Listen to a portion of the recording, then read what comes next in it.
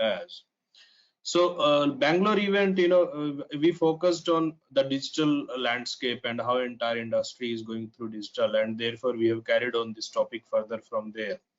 And then, I'm going to touch upon how this entire digital transformation is moving to a data sciences, the need of the data sciences, and why really we should all be bothered about it.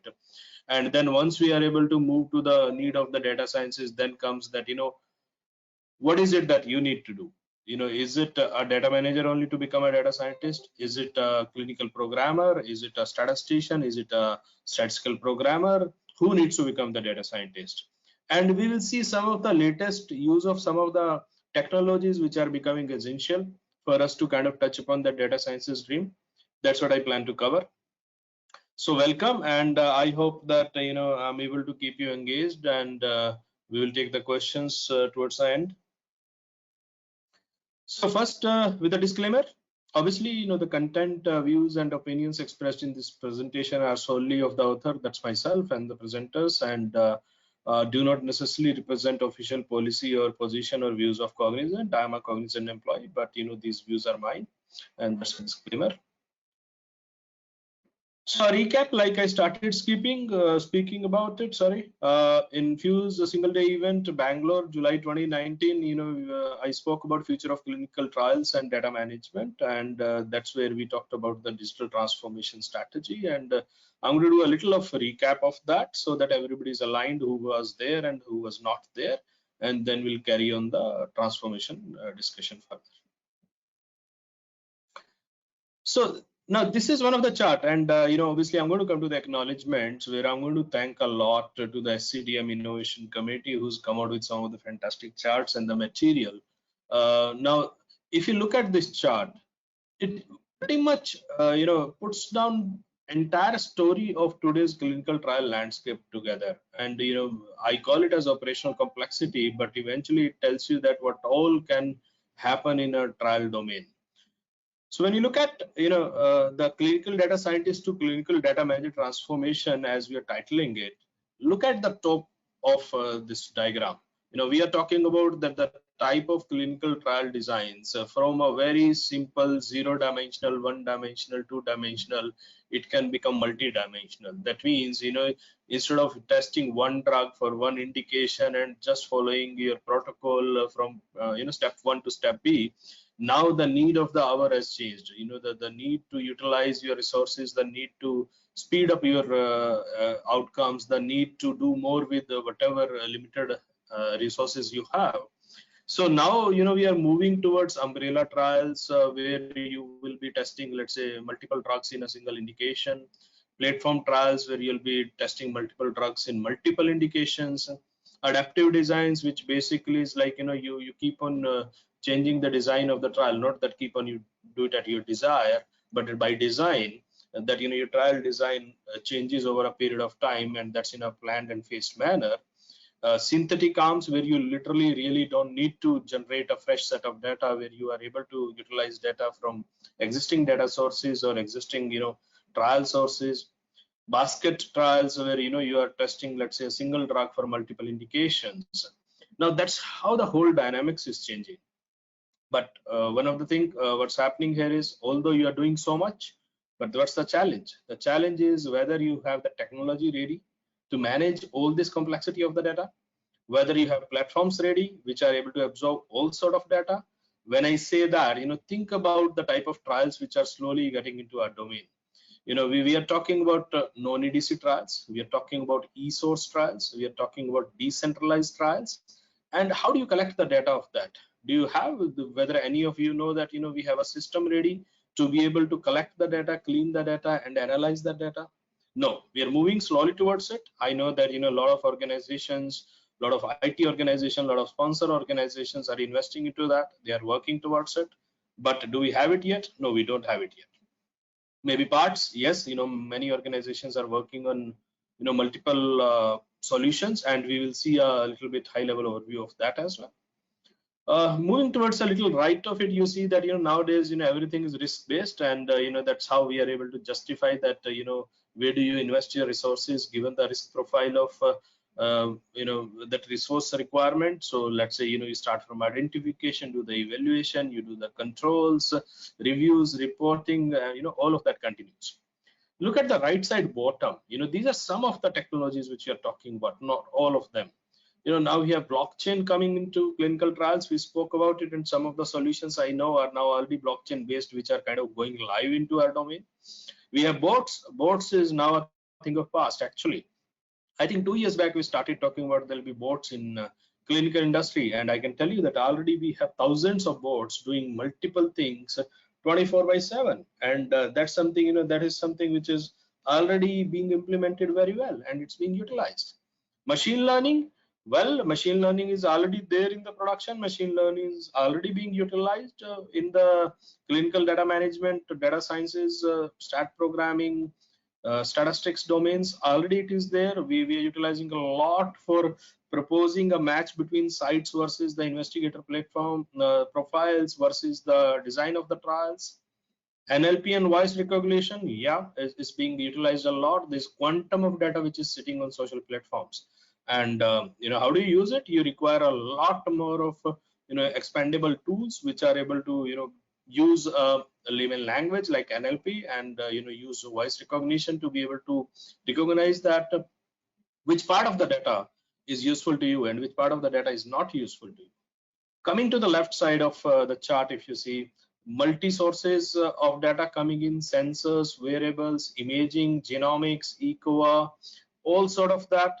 Then we are talking about complexities in the terms of the typical I spoke about one-dimensional, two-dimensional way of conducting a trial to a decentralized trial, following the local regulations while you are still following the global regulations, because you are a global organization. You want to ensure that you are following the strictest rules possible.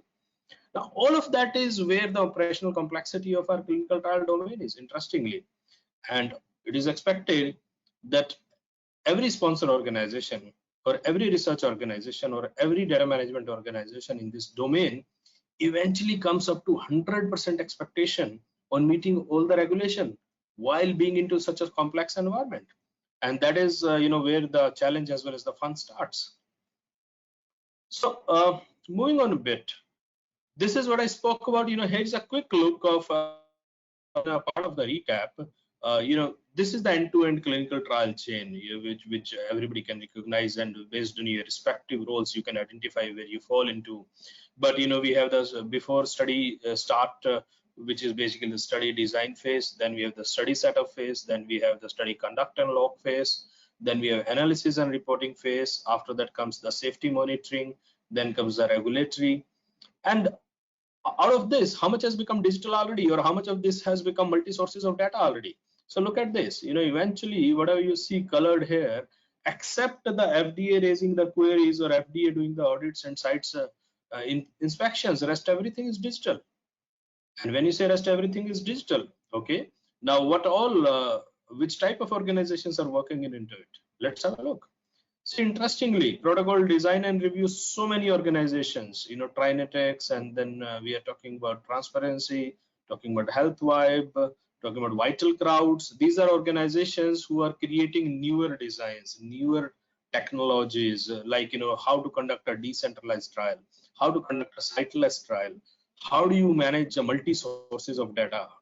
These organizations are working on it. How do you match a patient which is available elsewhere in the world versus a possible design of your trial?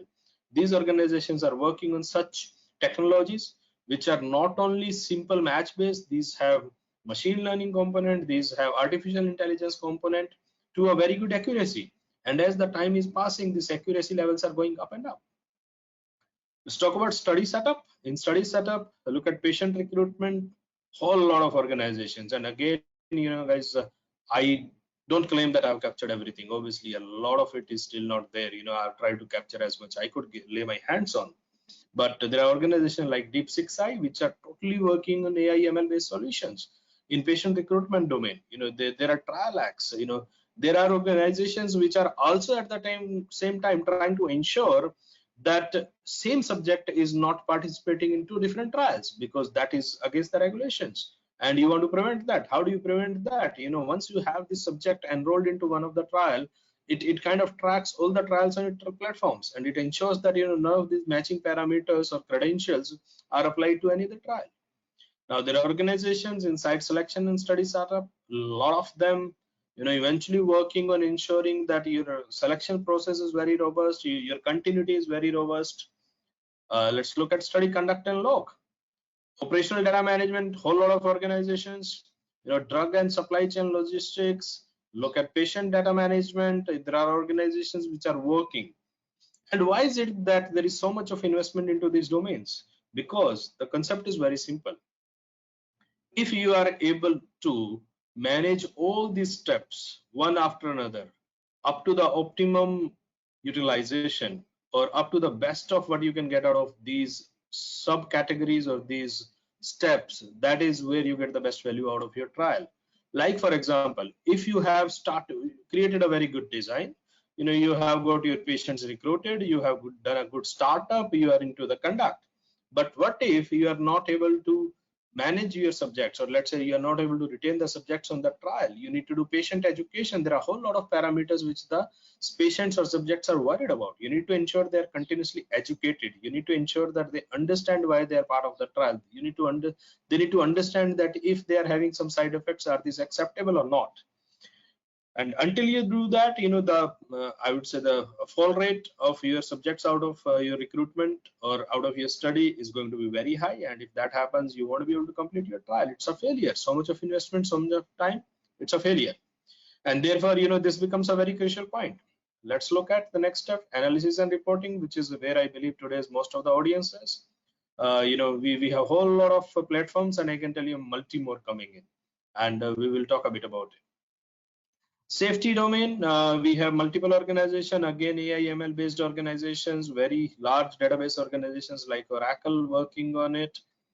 In the regulatory domain, we have a whole lot of products, and some of these products, if you see, actually are interconnected. Some of these organizations are owning multiple of these solutions in the entire value chain. But I can tell you that I'm still waiting to see if there is a single organization which has one platform which is able to cater to all the aspects of this end-to-end clinical trial, including multi-sources of data, multi-formats of data, and including management as well as conduct and close and analytics, all parts of it. Not yet, but I'm hopeful that this is a thing of future. Very soon we should be seeing it. Moving to today's topic. So yeah, today's topic is FSP transformation to meet the data sciences dream. And what do I mean with that? Well, what I mean with that is, if you look at the clinical data management or data sciences world today, there's a large part of this work is outsourced outside of the originator sponsor organizations or countries. Now the question comes that, okay, sponsor wants to move to these newer technologies, wants to implement these newer technologies or different designs and complex designs. The question is the FSP teams which are working elsewhere in the world, are they ready for it? How many of our team members understand how our e-source data is going to be generated? How many of our team members understand that how our e-source data is going to be managed and cleaned? How will you raise a discrepancy on a e-source data? Now, when you talk about e-source data, let's take a very simple example. You are wearing, let's say, a watch which is observing your blood glucose levels as well. Okay, so let's say every 1 hour, this watch is transmitting the blood glucose levels, and it gets registered in the database. Now, what happens that for some odd reason, these blood glucose levels transmitted are very, very weak, very, these look to be out of the normal ranges. What do? How are you going to correct it? Are you going to go back to the subject and ask that, can you look at your watch and check it again, and can you edit it? We don't know that yet.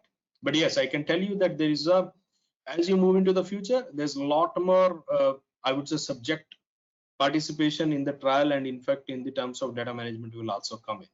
But let's talk about it. So piece of acknowledgement, I sincerely want to thank SCDM Innovation Committee. Now that's interesting, right? I'm presenting at Fuse and I'm thanking SCDM Innovation Committee. The reason for that is, the message is very simple. End of the day, we are part of the clinical data management, clinical trial domain, where we have different roles for ensuring that this data is collected, cleaned, managed, reported well, and analyzed well.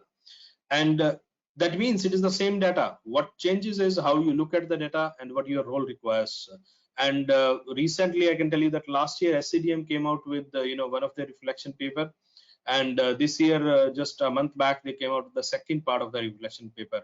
And I would encourage that you read through it, because that's a fantastic read. And when you start looking at it even from a analytics and statistics point of view, you will see a lot more value coming out of it. I'm going to present the key aspects of it, and at least I'll trigger some thoughts.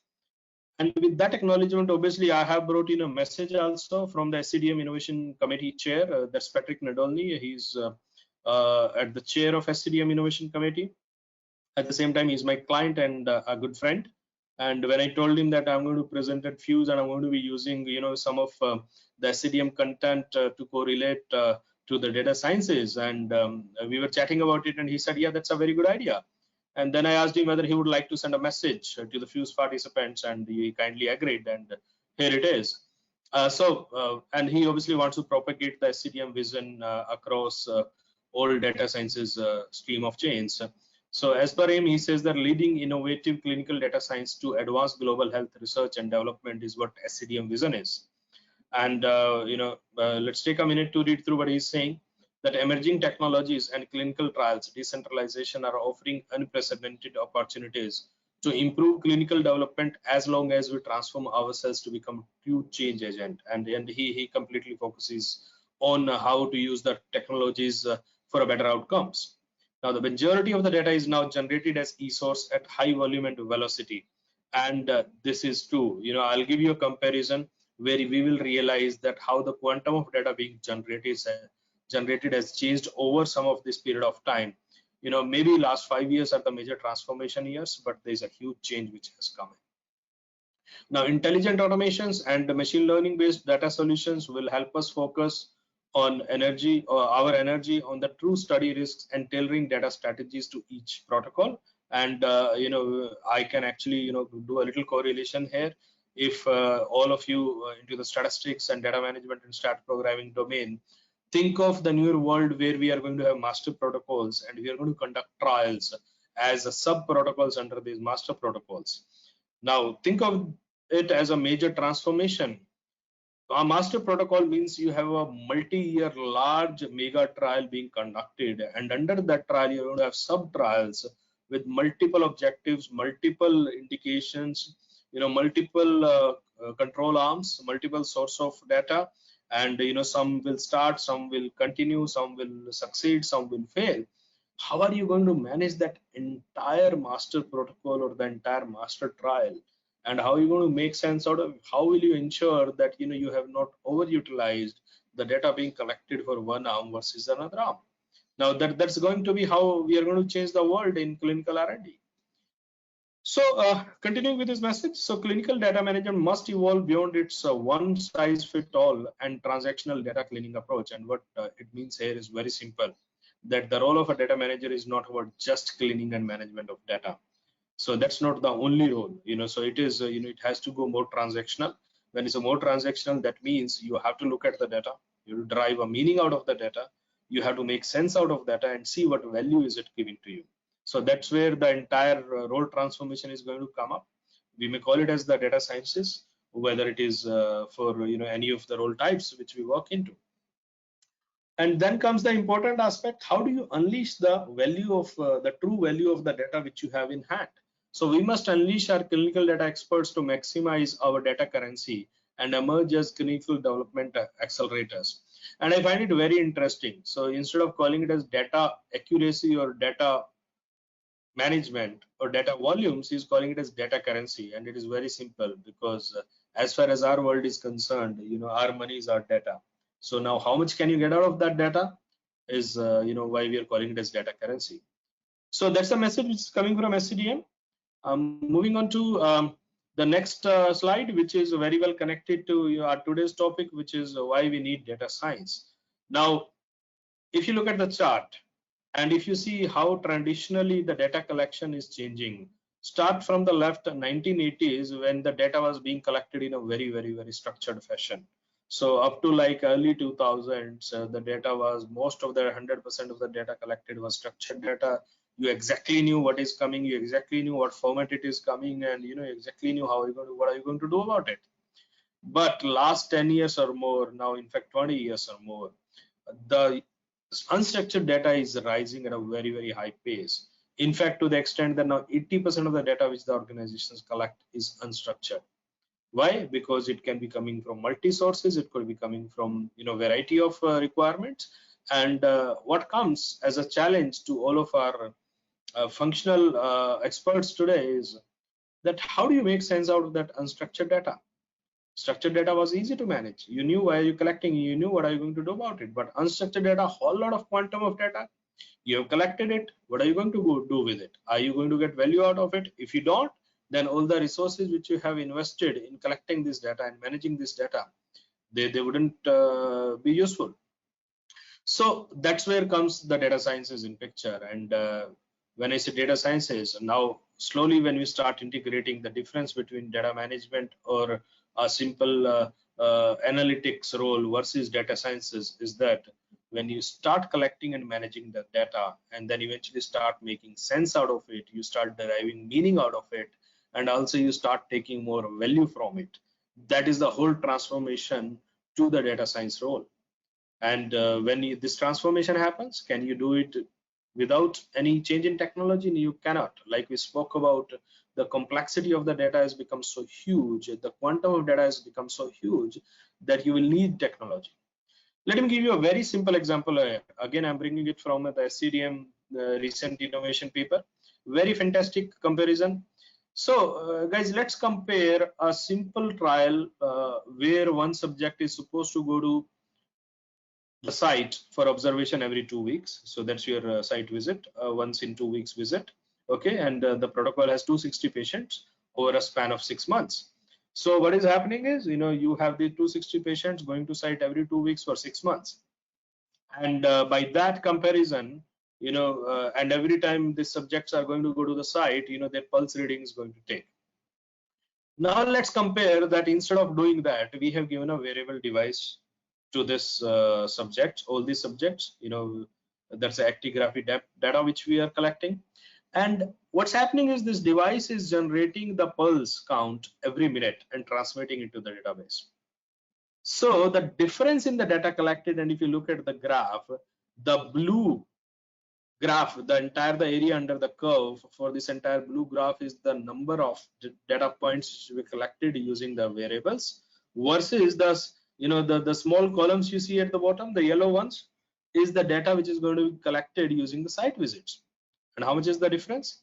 That if you are collecting the data using variables, you are going to collect 68 million points, data points, versus if you are using only the site visit only data, you are going to collect only 3,380 data points.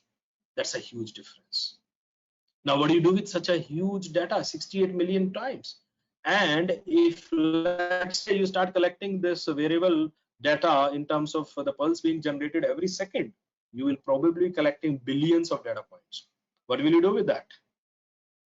So that's a big question, right? And that's where comes this fantastic, you know, on the right side of this chart, I'm elaborating further, is the 5 V's. So now these are the 5 V's: the value, veracity, velocity, variety, and volume. Sorry.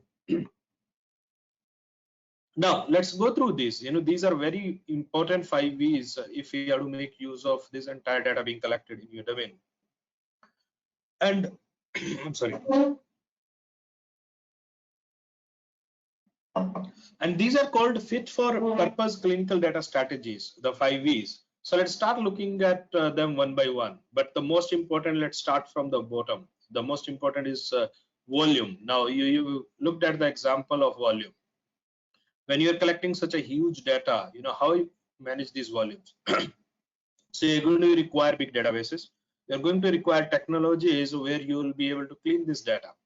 Now, how do you do that? Let's say, for example, instead of managing this entire data, you know, or instead of utilizing this every minute data, what are you going to do? You know, you may decide that I'm going to use a periodic interval data. Let's say I'm going to use every hour pulse reading. And by doing that, I'm able to reduce, let's say, you know, my entire data requirement by 1/60th. You may decide to retain all the data for multi-purpose analysis later on, but you don't need to utilize the entire volume every time. And even for that every 60th minute reading, you really don't need to use all the aspects of the data. You can eventually utilize your statistical parameters like minimum, maximum, or average values, and based on that you can drive your outcomes, and you can drive your analytics. Now that's how what you are looking at is the volume. But again, when you start adding, let's say, a complete trial, this is a very simple example of a variable for one of the data points. Start looking at a trial where you have eCOAs, you have IXRX, you have your EDC, you have your ESOS, and everything plugged together. That's the kind of volume of data which we are talking about, and therefore you are going to require RPA technology or a AIML technology where you'll be able to command your feeds. And after these commands, your boards or your machines are going to help you organize and analyze the data present to you so that you can have meaning out of it, and then you can make value out of it. Look at the variety, we just spoke about, what's the variety of the data which we are talking about today. The variety is multi-sources. The variety is, whether it is multi-EDCs or multi-technologies. So it's not only about one source also, it is about technology as well. So for some of the examples, if I talk about, let's say, we were talking about sensor and variables. We're talking about real world data. We're talking about imaging and genomics. We're talking about eCOAs. We're talking about ECRF. We are talking about central labs. We're talking about local labs. We're talking about biomarkers. We're talking about HER data, social media data. Now that's a variety we are talking today. Now that's a huge variety. And now think from a little more technology perspective. All these data collection parameters are in different formats. Now, how do you ensure that you're going to put them together? You're going to put them together in a fashion that you're going to make value out of it. You'll be able to analyze it. Can you have all this data at the same place in the same fashion? Now that's where comes the role of technology once again. Let's talk about the velocity. Now velocity, we just again, going back to the same example, how frequently are you getting the data now? Now that's an amazing change from the previous world versus today. Now we need to understand that, how do you synchronize this data? Okay, you are getting a variety of data, heavy volume of data, but at what velocity? It shouldn't happen that something is collecting at few seconds, something is being collected at few minutes, something is being collected every 15 minutes, hourly, half a day, one day. Now, if the data is so random, if the velocity is very different, how do you make sense out of it? So you really need to align that how are you going to move this data? How are you going to integrate this data? And therefore, you need to think that what velocity are you going to receive this data? Then goes veracity. Okay, fantastic. Veracity was always a basic of clinical trials, right? You wanted to ensure that your data is authentic and credible, reliable, and you have your ALCOA++ guidelines where you should, the data is attributable, it is legible, it is original, it is accurate, it is enduring, it is available, it is contemporaneous, everything, right? So how do you ensure veracity of that data? And maybe the solution is, again, like we speak about, you have to focus on some of the technologies which are latest. Let's say, if you focus on blockchain as a technology, it is going to ensure that every piece of data which is coming to you is an authenticated, validated transaction. That means there is no question mark on how the data is coming in. So veracity is identified. Okay, fantastic. Then comes value, and that's why value is sitting on the top of everything, guys. You may be collecting all this data, you may be feeling pride in collecting all this data from variety of sources, variety of technologies, and investing and spending huge on these trials, but are you getting value out of this? And that's the most important aspect of this entire discussion, and that's where goes everything, right? That probably as a data scientist, once we arrive at that dream, we have to look beyond only the integrity, quality, and volume of data. You have to look at what value are you getting out of it. If you're not able to get value, what you're looking for, then this entire effort goes into it. So these are the fantastic 5 V's. And, are these only 5 V's? I would say that, in fact, there's another V, which is very, very important, how to manage all these 5 V's. And what is that? That exactly, you don't call it V, but we call it as technology as the value. You require technology to manage all these 5 V's, and that's where the entire transformation starts making meaning. Moving to next slide. Now this is a quick snapshot of how a clinical data science and being a data scientist makes sense. I'll just focus on the chart on the right side. If you see that there are multi layers of data, we are showing 5 layers. You start from the data sources, which is at the bottom. You have your data sources where all the data is being collected. You have your ETLs based on which you are basically, specializing your data sets. You are categorizing your data sets. You're processing them. Okay. After that, you have data marts. You do the, staging of data. You create the ledgers. You create your clouds. All of that. Then goes to your data science, where basically your analytics, slicing, dicing, graphs and data mining tools, all of that, whether you're creating at-risk models or whether you're creating any probability-based indicators. Now that's what you are putting in here. And then the topmost layer, if you go to the topmost layer, is your presentation. You did all that. Now, are you able to present it? Are you able to drive a conclusion out of it? Are you able to share it with the relevant stakeholders? Now, we are showing that this has to be like a a multi-modal presentation layer where it is like available online with a user interface, so that all the stakeholders at a given point of time are able to look at what they are looking at. What's their motive? What's the conclusion or interpretation they are wanting to drive at? Now that's how the data science gets connected to data scientist. And who does all this is a data scientist. You are the person who are going to essentially ensure that all this quantum of data is finally reaching a conclusion or a recommendation for the leadership, whether it is academic or whether it is industry leadership, to take a decision on what to do next. A quick snapshot. Obviously, there is going to be a overlap between data analyst and data scientist, obviously, but what is the bigger difference? Look at the central part. This is nothing technical. What it says is that a data scientist has to be curious. You should be able to make sense out of this data. You should be driving insights.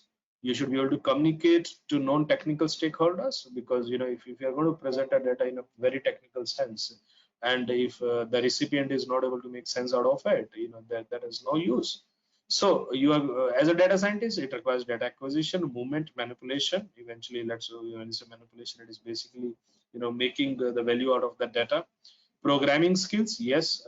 Advanced statistics skills, yes, so that you are finally able to create visualization and do a presentation out of it. While as a data scientist or analyst, you are more focused on analytics and BI packages, intermediate statistics, but that's not enough when you talk about the complexity of data and volume of data which we are talking about. So that's a transformation from data analyst to the data scientist. So now what's the client need today? Now obviously we talk about all this technology and quantum and interpretation. So obviously what clients are asking today, whether the FSPs or the partners we have, are they ready to do this transformation, to take up this quantum of data? And when I go across, when I look at and when I have discussions across the board with my colleagues across industry or my sponsors, there is an impression that yes, we are seeing a change on FSP readiness, but it is still about 20-30%. But most of it is still about training.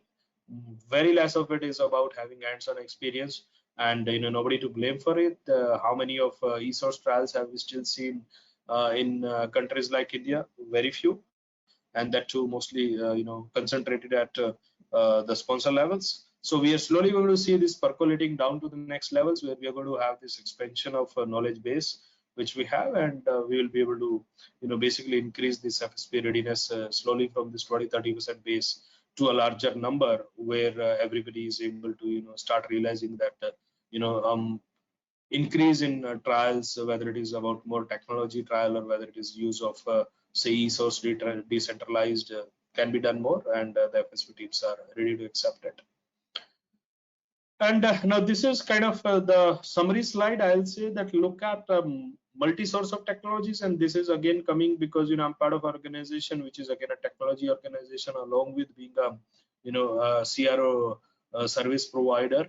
So, and when we go across multiple platforms, when we have deliberations internally with our R&D teams, pharma R&D technology teams, and when we look at that what technology is relevant to what role, eventually we realize that very soon the time is going to come where most of the roles will have to learn most of the technologies if you really want to make use of entire data and entire analytics available to you.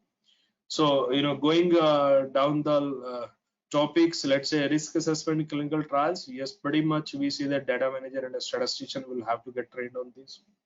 Evolving clinical trial designs, again, across the board, right? A clinical programmer needs to understand what's the adaptation required so that you're able to build your databases, you're able to build your reports accordingly.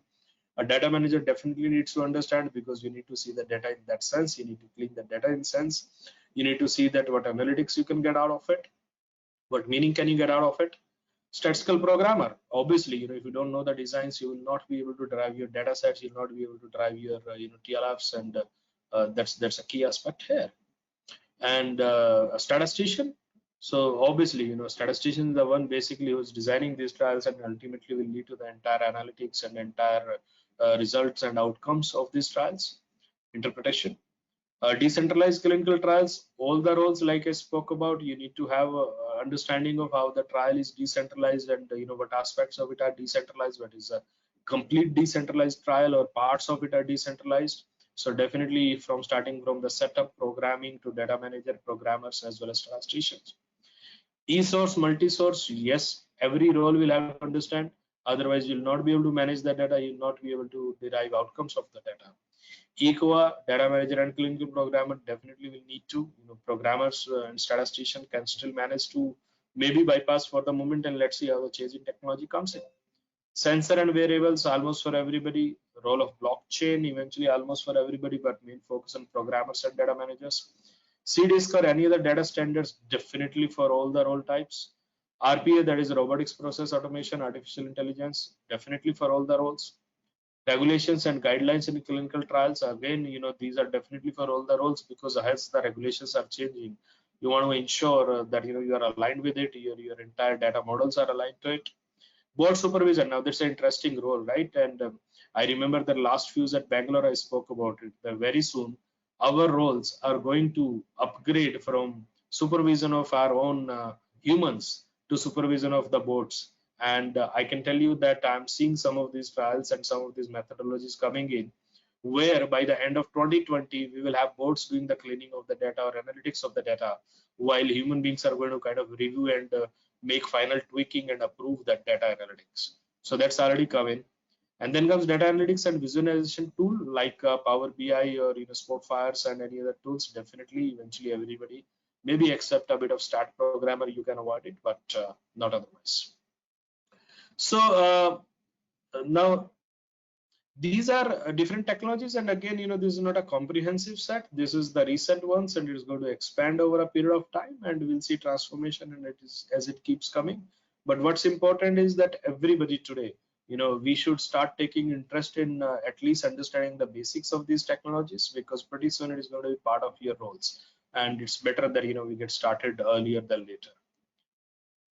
So with that, guys, I want to stop here and have some time for questions. So please stay safe, stay at home. That's the most important message for the day.